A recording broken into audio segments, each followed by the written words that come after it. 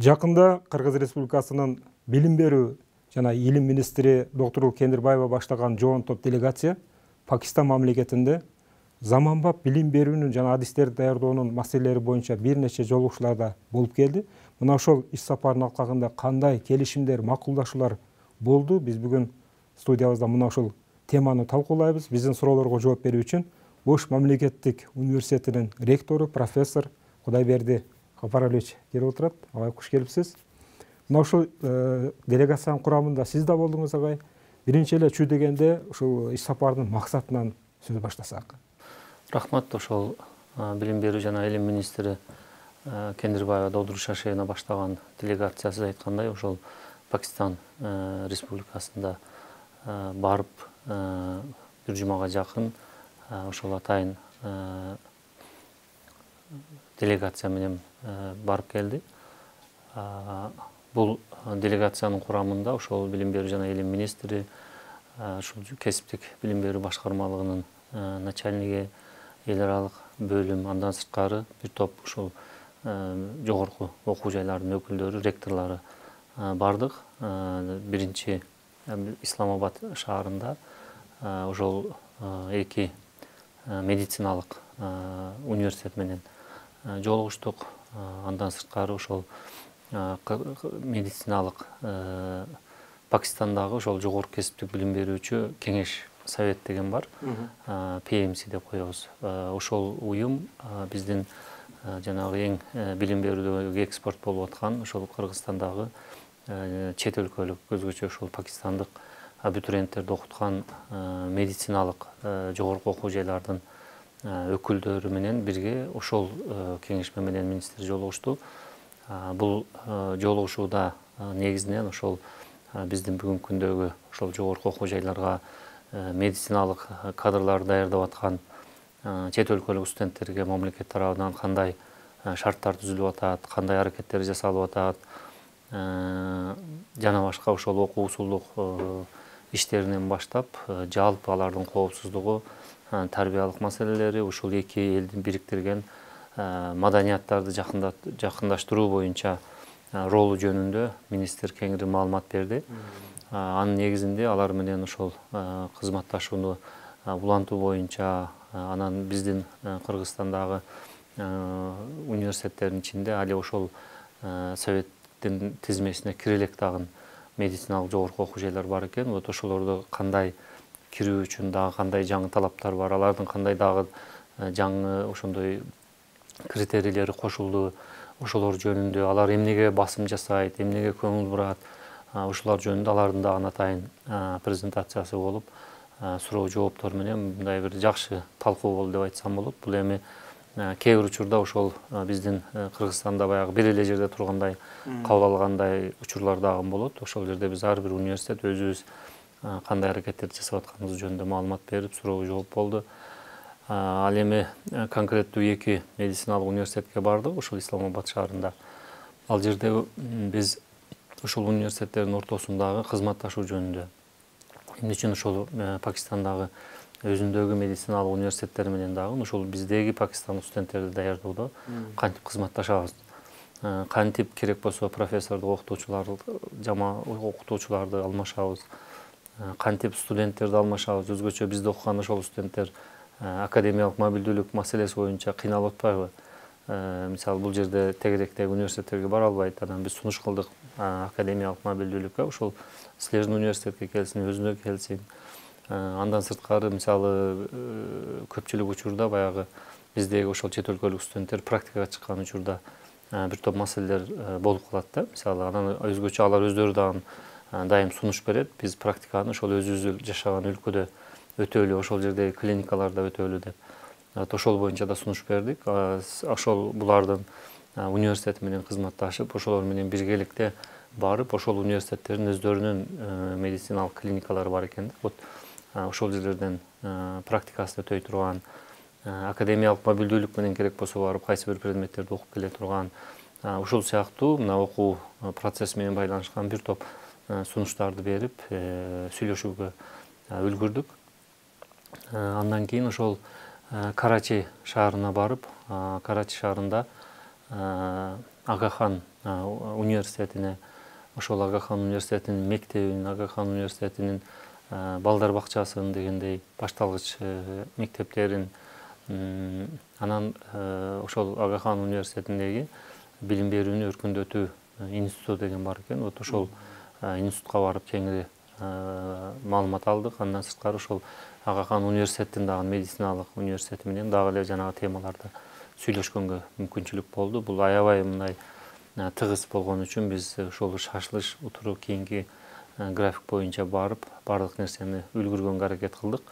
Ар бир барган жерде ошол билим берүү жана илим министри толук ошол Кыргызстандагы билим берүү системасы, кандай стратегиялык багыттар бар, кайсыл жака карап өнүгүүгө Кыргызстан багыт алып атат, ушулар жөнүндө толук маалыматтарды берип атты. Өзгөчө мына 12 жылдык мектепке өтүү боюнча, эгер ошол мектеп 12 жылдыкка өтө турган болсо, соответственно жанагы жогорку окуу жайлар кандай мугалимдерди даярдаш керек, бири-бири менен кандай карым-катнаш болуш керек, кандай китептер менен окуш керек, кандай тилдерди окушат, анан биздеги ошол алар тарабынан колдоо көрсөтүлө турган, методикалык жардам ала турган кандай мүмкүнчүлүктөр бар, кайерлерде биз кыйналып атабыз деген сыяктуу сунуштар менен чыгып, алар өздөрүнүн бардык сунуштарын беришти.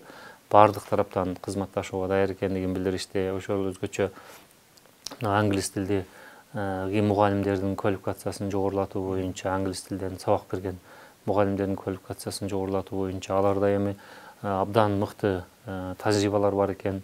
Жөнөкөй ошол балдар бакчасынан баштап университетке чейин министр өзү кирип, ошол жердеги аураны, ошол жердеги кантип окутуп жаткандыктарын реалдуу көрүп, таанышып чыкты.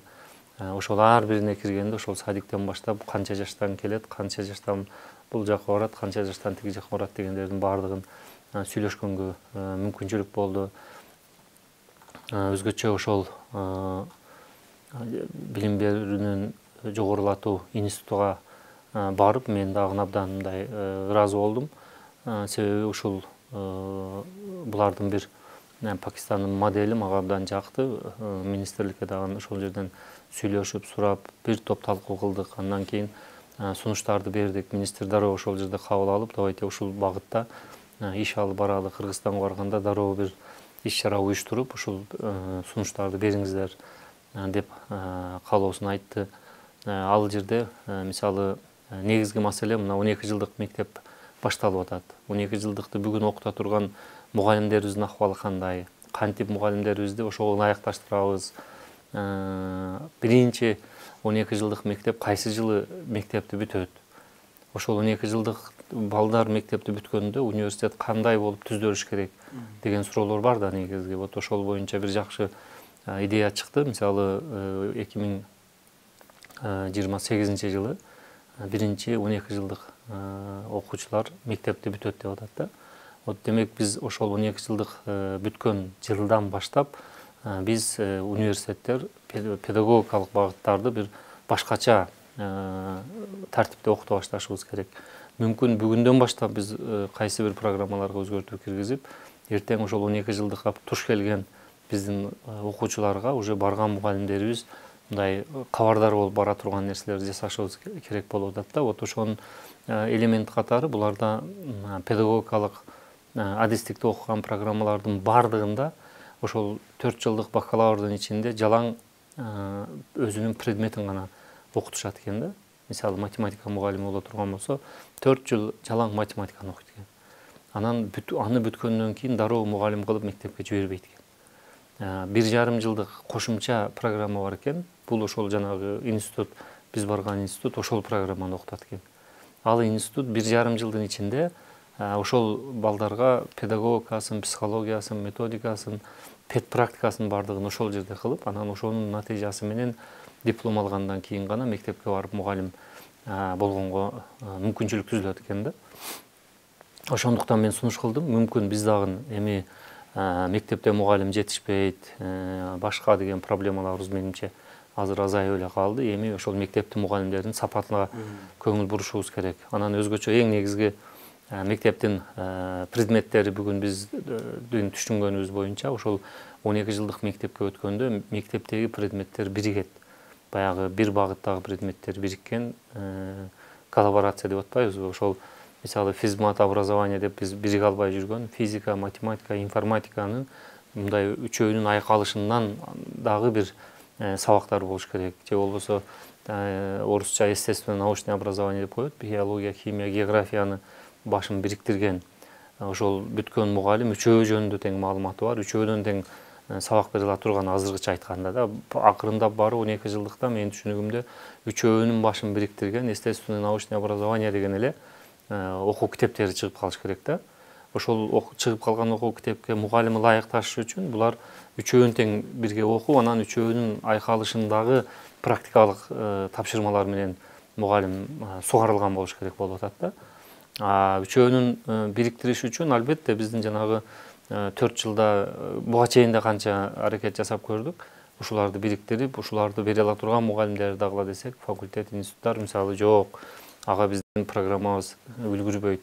4 жылда аны кылыш мүмкүн эмес деп кайра эле бөлүнүп даярдап жүргөнбүз да. Анан мен ал жерде бир жакшы ой келди мага. Ошол бириге албай аткан жерлерди бириктирип, ошого ылайык мугалимдерди даярдаш үчүн 4 жылдын ичинде ушул нерселерди жасап, анан быйылкы 25-жылкы кабыл алуудагы педагогикалык багытка келген адистиктерди ошондой программа менен кабыл алсак, булар 4 жылдан кийин бүткөндө 12 жылдык балдар дагы биринчи бүтүп университетке келип атат да. Биз ошого толук кандуу 12 жылдыкты бүтүп келген балдарга дагы даяр болуп калгандай болуп атат да. Анан ошол негизгиси ошол мугалимдерди биринчи кезекте сапаттуу даярдоо үчүн эми 1,5 жылдык деген биз азыр ансыз деле ошол бакалаврды бүткөндөн кийин магистратурага окуп атышат. 2 жылдык магистратурага окуп атышат. 2 жылдык магистратурада эмне жөндөм кошулат бул мугалимге? 4 жылдык бакалаврда кайсыл жөндөмү бар эле десек, азырга чейин ошол так айта албай жүрөбүз да. Мына бул математика мугалими, бул будан да кыйын математика мугалими. Же болбосо бул бакалаврдагы 7-класска чейинки математиканы сабак бере алат. Теги магистратурада уже 9-10, 8-9-10ду бере алат деп да айта албайбыз да. Бардыгы эле жок, бардыгын берет, бул деле бардыгын берет, бул буга караганда акылдуураак дегенден башка нерсе айта албайбыз да. Же болбосо мугалимдерден сураса айтат, магистратураны бүткөндөр 50 сом зарплатасы көбүрөөк болот экен дегендей. Неге окудуң десе да ошентип сурашы мүмкүн да. Эмне үчүн окуп атасың десе дагы, эгер бул дипломум болсо айлыгыма мынча кошулат экен деп, мындай бир так эместиктер бар эле да. Анан мен ошол жерден ушул сурообузга жооп таап алгандай болдум да. Бакалаврдын деңгээлинде биз ар бир кайсыл предметтен мугалим болсо, ошол предметтерди сиңирип окутсак, андан кийин 1,5 жыл даже баардык ошол мугалимдик кесиптин баардыгын башын бириктирип эле бир аудиторияга алып келип, педагогиканы, психологияны окута бергенге мүмкүнчүлүк түзүлүп атат да. Өзүнчө бир структура түзүлүп, алар толугу менен ошол мугалим болушуна мындай жоопкерчилик тагын алат и ошол жерде конкреттүү даярдайт. Азыр баягы 4 жылдын ичинде педагогдор мен жакшы эле окуттум, тиги спецтен окубай калыптыр, же спецтер биз жакшы эле окуттук, методикасын окубай калыптыр, же практикага барбай калыптыр деп шылтап калат эле да. Булар 4 жылга чейин даже мектепке апарбай атат да. 4 жылда жалаң ошол математика мугалими математиканын өзүн үйрөтүп атат. Андан кийин 1,5 жылдын ичинде ошол кантип жеткириш керегин билгендигин, кантип балдарга жакшы мамиле жасаш керек, ушуларды кийинки 1,5 жылдыкта үйрөтүп, анан жөнөтүп атат. Мунун дагы бир артыкчылыгы, менин оюмча, ошол кээде ушундай бүгүн ситуациялар бар. Программист деген адистикти бүткөн балдарыбыз бар да. Повтаз же болбосо АСОИ, ИСТ жана башка деген таза программисттер. Ошолор бүтөт дагы эми кандайдыр бир шаардагы же айылдагы мектептерге баргысы келет. Же ошол жерден иш болот дагы, бул информатика сабактарынан мектептеги сабак бергиси келет. Аны жолотушпайт. Хотя бул аябай күчтүү программист болсо дагы, жок, сен мугалим эмес экен, сенин дипломуң деп аны ал жака жолотпойбуз да. Бул түзүлгөн структура автоматтык түрдө эгер ошондойлор каалоочулар болсо, аларды 1,5 жылдык программаны окутуп туруп, мугалим деген квалификацияны бере баштайт. Быйыл баштасак, быйылдан баштап бере башташы мүмкүн да. Эми ал мен бир мисал катары повтазды айтып атам, башка юрист, допустим, мен мугалим болом дей турган болсо, ошол укук, жанагы коом таануу деген сыяктуу сабактан мугалим болом десе, ошол 1,5 жылдын ичинде же коом таануу тиешеси барбы жокпу, укук мисалы деген менен байланышкан мугалим болом дей турган болсо, ошого ылайыкташканга. Анан өзгөчө бизде мындай да, бүгүн педагогиканы бүтүп атат, башталгыч класстарды, филологияны бүтүп атат, математиканы бүтүп атат, тарыхты бүтүп атат дегендей 10 чакты педагогикалык багыттагы адистиктерибиз бар. Анан ошолор бүткөндөн кийин магистратурага барганда бири-бириге аябай тууган болушка аракет кылышат да. Бул деле педагогика го, биз муну деле окута беребиз. Педфакты бүтүптүр, мен муну филфакка магистратура кылып коем. Же болбосо бул тиги тарыхты бүтүптүр, мен башкасына мугалим кылып кое берем деп, баягы буйтап бир мезгилде эптеп экинчи мугалимдик башка эми иштейин дегенде кайсыга иш чыгып башка болуп калса, ошого ыңгайлашыш үчүн анан ошол багыттагы магистратураны бүткөнгө аракет кылышат да. Хотя ал кээде туура эмес болуп калышы мүмкүн да. Вот ушул проблемабызды дагы чече турган болуп атат да. Мына педагогикалыктын баардык бүткөндөр чогулат дагы, бир группага чогулуп туруп, 1,5 жылдык программаны окуп, анан ошол 1,5 жыл ичи токтобой немеге барып, мектепке барып, практикадан өтүп, башка кылып, анан аягында диплом алып кете берсин. Анан мен сурадым, тиги 2 жылдык магистратура барбы силерде десем, бар деп атат да. Биздеги баягы билим берүү менеджменти деген магистратураны алар окутат экен. Ал деле дейт 1,5 жылы жанагы педагогикалык методикалык сабактар, бирок жарым жылдыгынын ичинде бул баягы менеджерлик компетенцияларды окуйт. Мисалы, мектептин директору, завучу деген дагы кошумча жөндөмдөрдү алып чыгам десе, анда ошол 2 жылдык беркеге окушу мүмкүн да. Мына жөн эле жөнөкөй эле расклад болуп калыптыр да менин түшүнүгүмдө. Анан мага абдан жакты дагы ошол жерде министрибизге дагы сунуш кылдым. Сунуш кылсам ал кишиге дагы жакты. Эгер ушул багыт туура боло турган болсо, давайте ошол боюнча сунуштарды бергиле деп. Эми бул жерде кандай мындай пикирлер болушу мүмкүн, каршы пикирлер. Мисалы, биз 4 жылда бүтүп мугалим болуп аттык элек, эми 5,5 жыл жүрөбүзбү деген суроо болушу мүмкүн. 5,5 жыл эми биринчиден болуш керек болуп атат. Себеби сапаттуу кадр даярдайбыз, анан предметтердин кошундусу болуп атат дегендей жооп айтса болот. Экинчиден мен дагы бир сунуш айттым. Мисалы үчүн 12 жылдык мектептин пока программалары аягына чейин бүткөндөн кийин дайын болот. Мүмкүн ошол 12 жылдыктар бүткөн жылдан баштап биз биринчи курска бакалаврга мүмкүн 3 жылдык бакалаврга кабыл ала баштайбыз. Эгер 3 жылдык бакалаврга кабыл ала баштай турган болсок, анда наркы 1,5 жыл менен почти азыркы 4 жылдык эле программанын ичиге да кирип кетиши мүмкүн да. Эми ал баягы баардык программалар дайын болгондон кийин ал көрүнүктүү болуп калат да. Мындай чечсе болот дегеним. Ошондо биздин мына мектептин көпчүлүк учурда азыр баягы мектептин мугалимдериге анча көңүл бурулбай, мына акыркы мезгилде алардын айлык акылары көбөйүп, мисалы бюджеттик негизде ошол педагогикалык багыттарда окуп аткан студенттерибизге даже башкалардан көбүрөөк стипендия берилип, кантип өзүбүзгө тартабыз деген аракеттер болуп атпайбы? Вот ошону эми кандайдыр мамлекет дагы ошого жараша сапаттуу мугалимдерди даярдоо, бул мугалимдерден баардык нерсе көз каранды экендигин баардыгыбыз жакшы билип калдык да. Анан көп тилдүү билим берүү деп атабыз.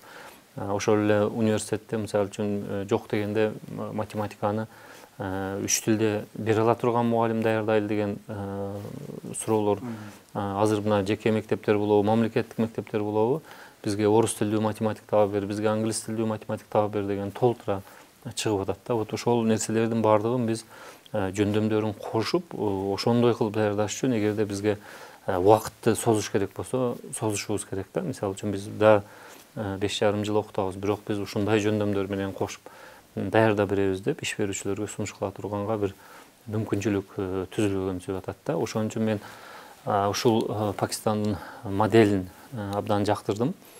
Жакында ошол атайын ошол республикалык масштабта ошол министрлик тарабынан бир талкуу уюштурабыз деп атышат. Ошол жерге сунуш кылышты, министр өзү келип ошол жерге презентация кылып, ошол сунушту бериңиздер деп.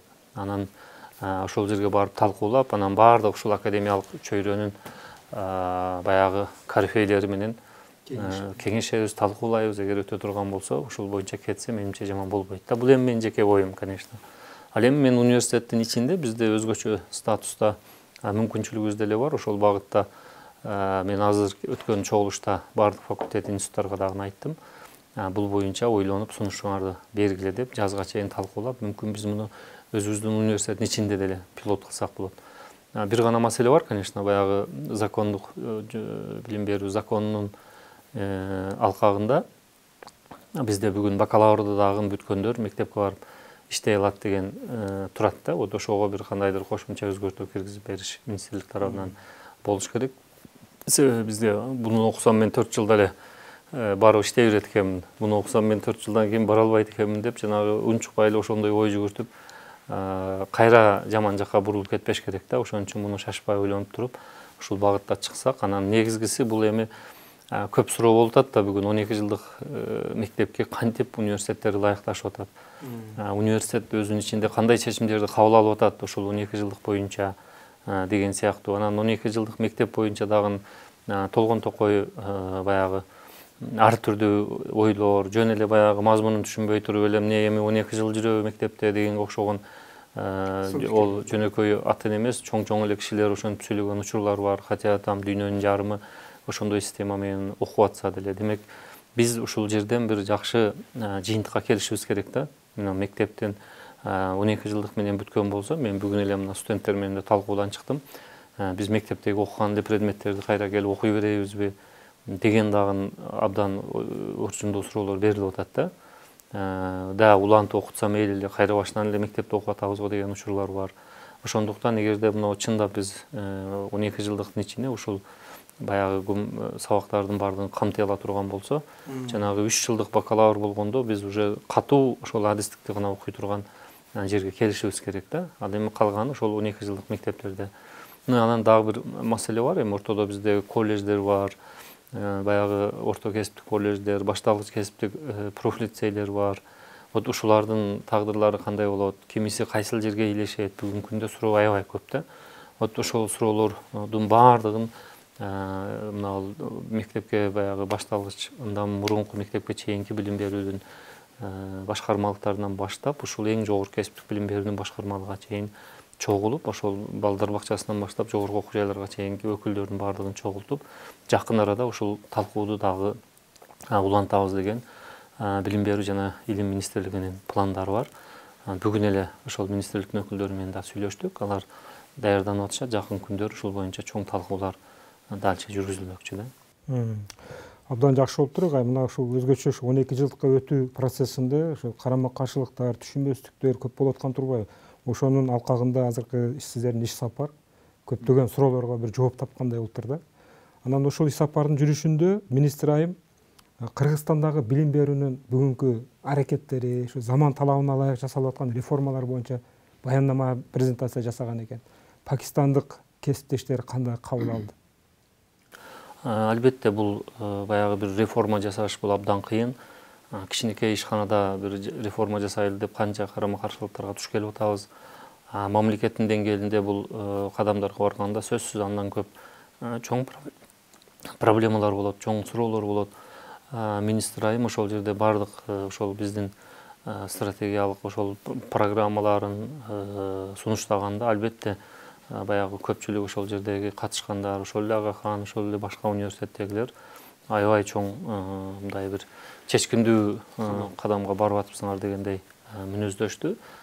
Албетте эми ошондой нерсени жасап аткандан кийин ошол бул жакта канча суроо болсо, ошол жерден барып, ошол суроолорду берип, ушул жерлерди силер кандай кылгансыңар, бири-бири менен кантип байланышып кеткен, балдар бакча менен класстар, башталгыч класс менен жогорку класс, 11-12 классыңар каяка барып атат силердики, кайсы класстан кийин жогоркуга барып атат же башка жакка барып атат деген сыяктуу ошол баардык планын айткандан кийин ошол нерселерден сурап, алардан бир топ неме чогултту да.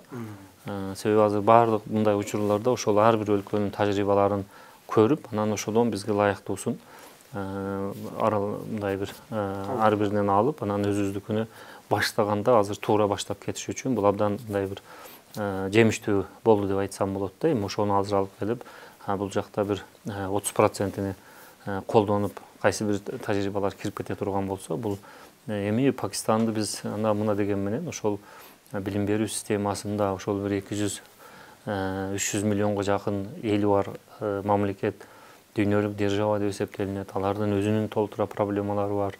Мен жалган айтпасам, бир провинциясында эле 2,5–250 миң мектебибиз бар дегендей болду. Канча балабызды мектепке жеткире албай атабыз деген проблемалар бар экен да. Бул ар бир өлкөнүн өзүнө жараша проблемалары бар. Бирок ошону мындай бир пландуу стратегиялык коюп, кайсы бир мезгилге чейин мынау маселелерди чечебиз, кайсы бир мезгилге чейин мынау проблемаларды чечебиз деп жакшы пландаштырып, туура багыт алса, менимче бардыгы эле кетет экен да. Мисалы үчүн ал өлкөлөрдүн алдында биздин бир 2,5 миңге жетпеген мектебибиз бар. Аны бардыгын биргелешип бир тартипке салуула турган болсо, эми буюрса биздин мамлекет дагы ошол 200 миллиондук мамлекет болгондо ушул башталыш катары тандалып алынган модель катары болуп калат деп ойлойм да. Агай, жана сөзүңүздүн башында жана медициналык тармакта кызматташуу боюнча университеттердин тажрыйбасы менен да таанышкан турбайсызбы? Бул кезге чейин мына Кыргызстанда өзгөчө Ош мамлекеттик университетинде ошол чет өлкөлүк студенттерди медицина багытында окутуу жакшы жолго коюлганда, кандай жаңы бир трендтерди дейбизби, кабыл ала тургандагы кандай чечимдерди сиз байкадыңыз? Эми албетте ошол Ага хан университетинин медициналык факультети деле, ага чейинки Исламабадтагы медициналык университеттер деле биздин мындай туура багытта барат деп кубанганым, ошол ар бириге барсак бардыгы биздин университеттин клиникасы, университетская клиника деген түшүнүктөрдү айтып атышат да. Мында биздин студенттер биринчи кезекте биздин өзүбүздүн клиникадан, практикадан өтүшөт деген сыяктуу. Анан ошол клиникаларда чоң баягы башка жактарда чечилбеген маселелер ушул жерде чечилет деген сыяктуу. Анан биздин дагы университет ушундай чоң университеттик клиника өкмөттүн тапшырмасы менен курулуп атат. Ушул буюрса мындайларды жасайт деп биз дагы ушундай баратабыз десек абдан мындай туура көрүштү да. Ушундай болуш керек. Биз бүт дүйнө ушундай деген сыяктуу. Андан сырткары албетте биз жанагы ошол эле академиялык мобилдүүлүк, алардын илимий жетишкендиктери, мисалы бүгүнкү күндө баягы рейтинг менен байланышканда жалаң ошол Scopus базадагы публикациялардын саны, дүйнөлүк рейтингдеги абалы деген маселелерге барганда дагы алар ошол биз азыр талпынып аткан эле өздөрү ашыкча презентация кылып, ашыкча көп сүйлөбөй эле ошол биз дүйнөлүк рейтингде мынчанчы позициядабыз, бул жерде мындайбыз деген эле сөздөрдү айтып коюп атат да. Ал деген сөз демек алардын публикация, илимий публикациялары тигиндей, академиялык репутациясы мынандай дегенди түшүнсөк болот да. Анан элементтерин айтып атышат. Мен үчүн бул мындай бир жакшы нерсе болду. Буюрса биз ошол алган багытыбыз туура экен, демек ушул багытта ишибизди дагы күчөтүшүбүз керек экен деген жыйынтыкка келдик да. Анан эң негизгиси Ош мамлекеттик университети ошол биринчилерден болуп, ошол мамлекетте баягы медицинский совет дебедикпи, ошолордун тизмесине кирген. Бүгүнкү күндө Кыргызстандан 9 университет бар экен, ошолордун арасында ошол биздин университет дагы турат да. Бул дагы жакшы көрүнүш. Агай, бизге бөлүнгөн убакыт соңуна чыгып баратат. Мен акыркы суроо катары ушул жанатан бери биз сөз кылып аткан ушул жалпы Кыргыз мамлекетиндеги билим берүү тармагындагы реформалар. Эми бул момент ушундай учурда кимдир бирөөгө жагышы мүмкүн, жакпашы мүмкүн, бирок Кыргызстандын мамлекетибиздин келечеги үчүн чечкиндүү кадамдар жасалып атат да. Жалпы коомчулукка кайрыла турган бир мындай мүмкүнчүлүк берейли. Жалпы коомчулук ушул бүгүнкү билим берүү тармагындагы реформаларды кабыл алууда, түшүнүүдө эмнелерге көңүл буруш керек? Менимче албетте мен туура түшүнөм. Мисалы үчүн ар бир ата-эненин коомчулуктун ушул билим берүүгө көп кыжаалат болуп, билим берүү жөнүндө көп талкууларга катышкандыгын же бул эми ар биринин балдары бар, неберелери бар, жаштары бар дегендей ошол кайдыгер эместик деп жакшы жагынан баалашыбыз керек да. Экинчиден, кээде байкайсың, что башка тармактарга караганда ошол эң оңой талкуулап, эң оңой үйрөтө турган дагы багыт билим берүү экен да.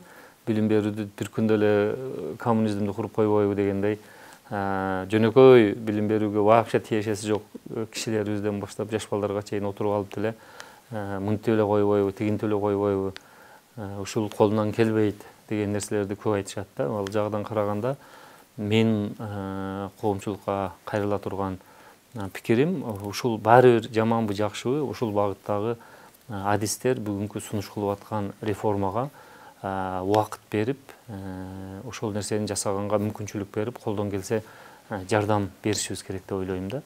Жанагы Финляндиянын бу мисалын айтып жүрүшөт го. ушунчалык көп кайчы пикир бардык тема тармакта кызыл жеке талаш болот экен. Финляндиянын парламентинде дейби, өлкөсүндө дейби, бирок билим берүүгө келгенде бардыгы отуруп, бардык нерсени жыйыштырып коюп, только бир багытта ойлонушат экен деп. Ошонун сыңарындай биз дагы ошондой бир багытта ойлонуп, эгер кимдир бирөө биз ушул багыт менен барсак, мындай жетебиз дей турган болсо, кана эмесе ошону жаса, бизге эмне жардам керек деп убакыт берип күтүп көрүшүбүз керек да. Баштай элек туруп буту колуна чапкылай баштасак, ал тескери болуп калышы мүмкүн. Кийин же болбосо силер ушинтип атып биз ишке ашыра албай калдык дегенге бир повод болуп калышы мүмкүн да. Ошондуктан бардык жактан колдоого чакырат элем. Албетте менин жеке пикиримде бул дүйнөлүк масштабка трансформация болуш бүгүнкү күндүн өтө негизги маселеси. Биз мисалы ошол 70 жыл СССРдин составында жашап, биздин жаштардын бүтүрүп, баягы дүйнөнү кыдырып иштей турган мүмкүнчүлүгү ошол СССРдин ичи болгондуктан гана баардыгына окшош окутуу, окшош тема, окшош ишкана, окшош кызмат орун болгон үчүн эч проблема болгон эмес экен да. Бүгүн бүт дүйнө бир айылга окшоп калды. Биз мектепти бүткөн балдарыбызга дүйнөнүн кайсы точкасына барса барып, ошол точкадагы кандай эрежедеги жогорку окуу жай болсо, ошого ылайыкташып барып кыйналбай кирип кете турган чөйрөнү түзүп беришибиз керек болуп атат да. Ошол мааниде алып караганда бул реформалар өтө маанилүү деп ойлойм. Абдан жакшы. Мен ойлойм биздин телекөрүүчүлөргө да абдан ынанымдуу, түшүнүктүү болду окшойт. Албетте баягы акылмандар айтып коет го, 1 жылды ойлосоң данек, 10 жылды ойлосоң бактик, келечекти ойлосоң бала тарбияла депчи. Албетте сиз жана белгилеп кеткендей, бул билим берүү, тарбия маселеси узак убакытты талап кылган маселе. Сиздердин мына ушинтип чет өлкөлөргө барып тажрыйба алмашып, күнү-түнү жасап аткан эмгегиңиздердин акыбети кайтсын. Мамлекетибизде ушул көтөрүлгөн реформалар ишке ашып кетсин. Атайын убакыт бөлүп бизге келип маек куруп бергениңиз үчүн сизге ыраазычылык билдиребиз. Рахмат, ийгилик болсун. Урматтуу телекөрүүчүлөр, биз кийинки жолу көрүшкөнгө чейин коштошобуз. Саламатта туруңуздар.